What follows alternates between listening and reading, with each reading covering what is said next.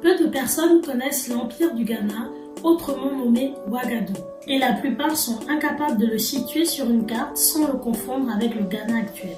Si c'est votre cas, je vous invite à aller voir la précédente vidéo sur le sujet, dont le lien s'affiche en haut. Encore plus nombreux sont ceux qui ignorent totalement de quelle manière il était administré. Savez-vous par exemple comment on appelait le roi qui régnait sur ces terres? Tonka, qui signifiait roi dans la langue de son peuple soninké, était sa principale désignation. On l'appelait aussi Kaya Magan, qui signifiait certainement maître de l'or, Kaya signifiant or et Magan, roi. On le nommait encore avec le nom de Ghana, qui signifiait chef de guerre doué d'un pouvoir surnaturel. C'est d'ailleurs sous ce terme que les auteurs arabes le désignaient dans un premier temps, ainsi que sa capitale et son empire. En regardant cette vidéo, vous ferez connaissance avec les plus grands souverains de l'Afrique de l'Ouest de la première partie du Moyen-Âge. En cherchant et en se documentant de façon rigoureuse, on trouve à travers les siècles du Moyen-Âge plusieurs témoignages extérieurs nous présentant l'importance du pouvoir du roi du Ghana. Au XIVe siècle, l'un des plus importants penseurs de l'histoire, Ibn Khaldoun, disait ceci. Lors de la conquête d'Ifriqiya et du Maghreb par les Arabes, des marchands pénétrèrent dans la partie occidentale du pays du Soudan et ne trouvèrent chez eux aucun roi plus puissant que celui du Ghana. En effet, l'influence du Tonka était grande au point que El-Bekri, auteur arabo-andalou du XIe siècle, affirmait qu'il était maître d'un vaste empire et d'une puissance qui le rend formidable. Nous allons passer en revue les différents éléments qui faisaient sa puissance.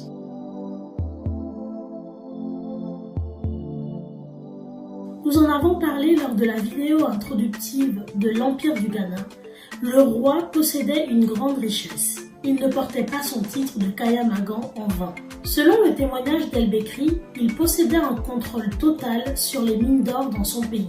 Il avait d'ailleurs un rôle de régulateur afin que cet or ne soit pas trop abondant, ce qui aurait pu en baisser sa valeur. Al-Idrissi, auteur arabe du XIIe siècle, affirmait que les marchands d'Angara, qui étaient fournisseurs d'or auprès des marchands du Nord, ne pouvaient agir sans le contrôle du souverain du Ghana. On peut ajouter également que les marchandises qui entraient et sortaient de son pays étaient taxées et le fruit de cette taxe revenait au Kaya Magan. Le Tonka avait une mainmise sur tout le pays qu'il dominait et cela nécessitait une administration bien huilée.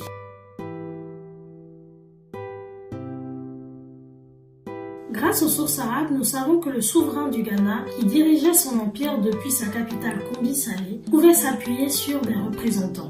C'était notamment le cas des gouverneurs qui étaient chargés de faire respecter les décisions royales, comme ce fut notamment le cas des deux principales villes de l'empire, Kombi-Salé et Aoudagost, qui étaient des véritables plaques tournantes du commerce de l'or.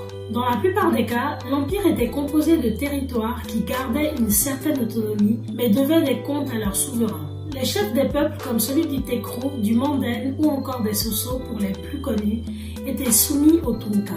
Pour s'assurer de leur obéissance, le roi s'entourait au sein de sa cour des fils de ces derniers. D'ailleurs, en parlant de sa cour, il faut préciser le rôle important que les musulmans avaient en son sein. En effet, les interprètes du Tonka étaient choisis parmi eux, ainsi que l'intendant du trésor et la plupart des vizirs.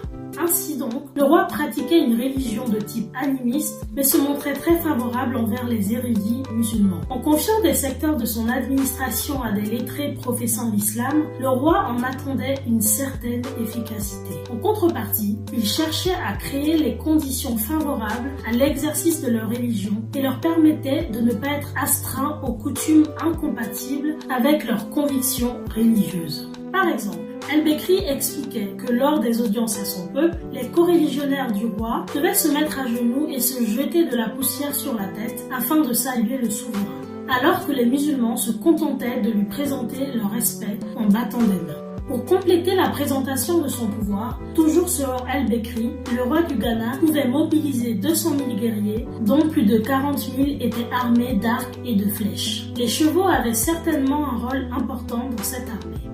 Le Tonka était un roi puissant, mais il n'en était pas pour autant coupé des réalités de son territoire. Quelques sources témoignent d'ailleurs qu'il était proche de son peuple.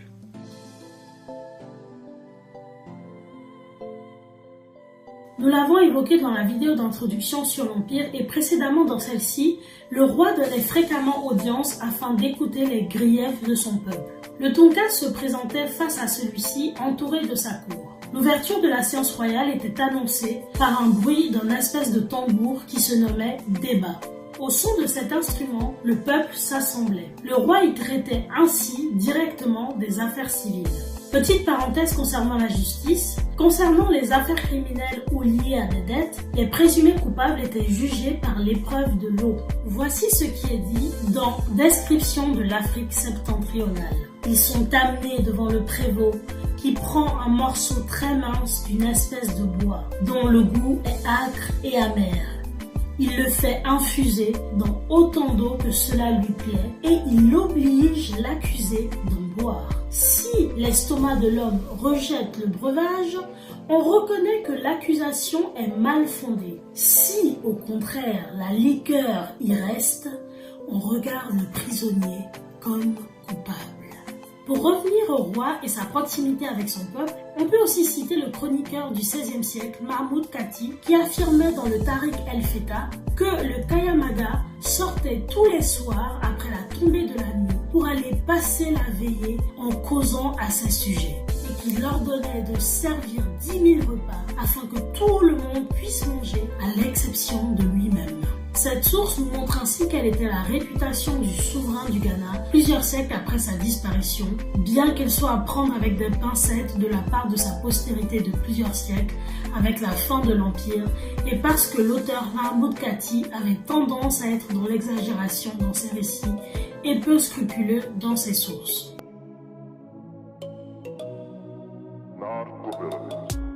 La succession du roi se faisait de manière matrilinéaire.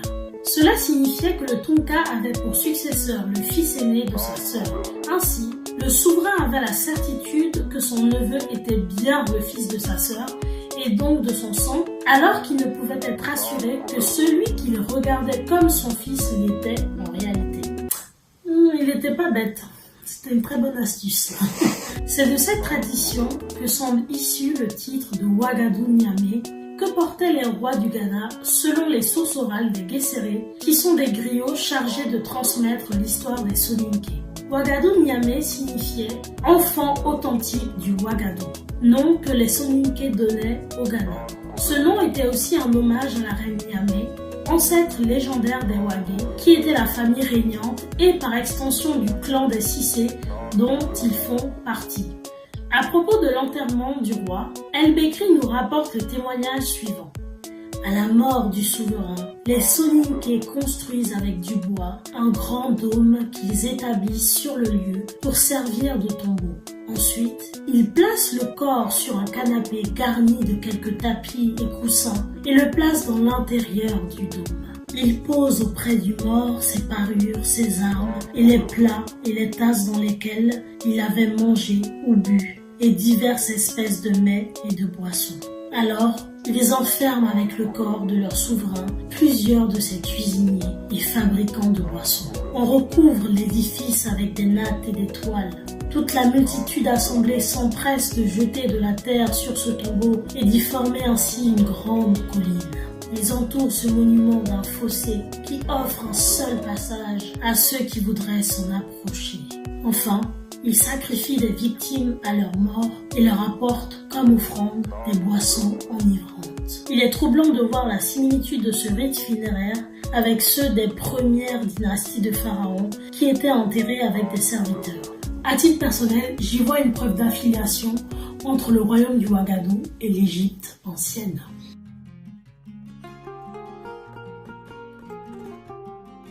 Pour conclure cette vidéo, je tenais à vous présenter le nom de quelques rois qui ont marqué l'Empire du Ghana. Certains sont légendaires alors que d'autres sont des réels personnages historiques.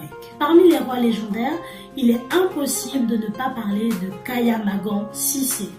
Il est souvent désigné comme étant le premier roi soninké du Ouagadou. Cependant, l'époque de son règne varie d'un récit à l'autre, ainsi que ses principaux faits d'armes. On peut aussi parler de Kanissa Aï, qui est évoqué par l'auteur du XVIe siècle, Mahmoud Kati, dont j'ai critiqué la fiabilité de ses récits précédemment. Il est dit qu'il régnait du temps de l'Égypte et résidait dans une ville nommée Koranga où habitait sa mère. On dit de lui, je cite l'auteur, qu'il avait 1000 chevaux attachés dans son palais. Il y avait une coutume établie que si l'un de ces chevaux mourait le matin, un autre devait le remplacer le soir, et il en était de même si la chose arrivait pendant la nuit. Aucun de ces animaux ne dormait autrement que sur une natte qui n'était attachée autrement qu'à l'aide d'un cordon de soie, passé à son cou et à son pied. Chacun d'eux avait un vase de cuivre dans lequel il urinait. Aucune goutte d'urine ne devait tomber ailleurs que dans ce vase, que ce fût le jour ou la nuit. On ne voyait sous aucun de ces chevaux le moindre crottin. Chacun d'eux avait 3 personnes à son service, assises auprès de lui. L'une d'elles s'occupait de la nourriture de l'animal, la seconde de sa boisson, et la troisième veillait à ses urines et à l'enlèvement du crottin. Quand je me disais qu'il était un peu fantasque. Mais bon, c'était peut-être vrai, hein.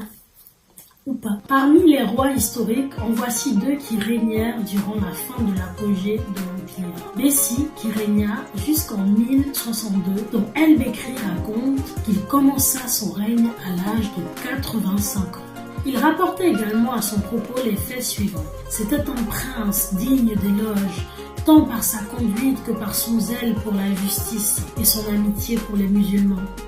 Quelque temps avant sa mort, il perdit l'usage de la vue. Mais il sut cacher cette infirmité à ses sujets, leur faisant croire qu'il voyait très bien.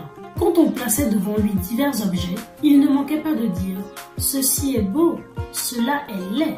Pour tromper le peuple de cette manière, il s'était concerté avec ses vizirs qui lui indiquaient par des paroles énigmatiques et inintelligibles pour le vulgaire les réponses qu'il devait faire.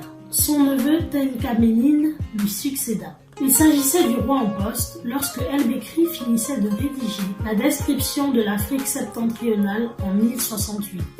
Il est dit qu'il a dû se convertir à l'islam en 1076 après avoir perdu la guerre contre les musulmans almoravides. Voilà, ma vidéo se termine ici. Mes 2 prochaines vidéos sur le sujet traiteront pour la première de l'origine de l'Empire du Ghana qui a fait couler beaucoup d'encre et pour la seconde de Mama Dinga, l'ancêtre légendaire du peuple soninké. J'espère que cette vidéo vous a plu et vous a intéressé. Si vous voulez me soutenir et augmenter mon référencement, n'hésitez pas à liker, à commenter, à partager et surtout à vous abonner pour ne louper aucune de mes vidéos. Sur ce, je vous dis à bientôt!